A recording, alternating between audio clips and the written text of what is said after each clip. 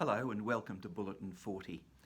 A number of interesting cases referred to in the Bulletin, two involving funeral arrangements.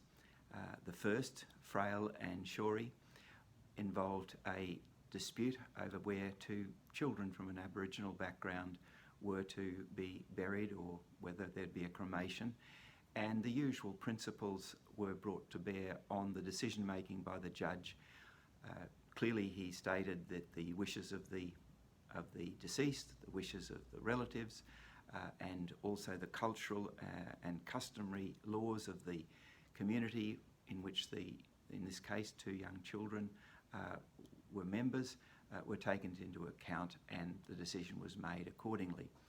The other one, Novakovic, was simply a dispute over who would be attending to the funeral arrangements. It was resolved, but again, the principle that the executor, if they're ready, willing and able to make that decision, had a paramount role, and in any event, as I say, there were no great departures or extra provisions in the decision making, but they certainly lined up with all that we've read in the past about how the court goes about resolving these disputes when they arise.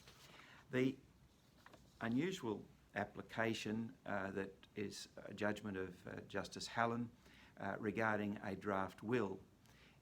The deceased was given the draft. He obviously accepted the draft, but realised that it needed to be signed.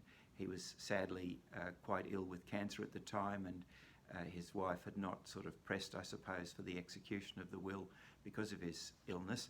But in any event, ultimately that will, which had draft all over it, could not be accepted by Justice Hallen simply because it clearly was not intended to be the deceased's will.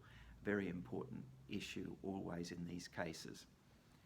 The other case involved the construction of a will where, curiously, a person referred to as a legatee was a Brian Hogan, and the only Brian who was in the general round or understanding of the will maker was a Brian O'Donoghue.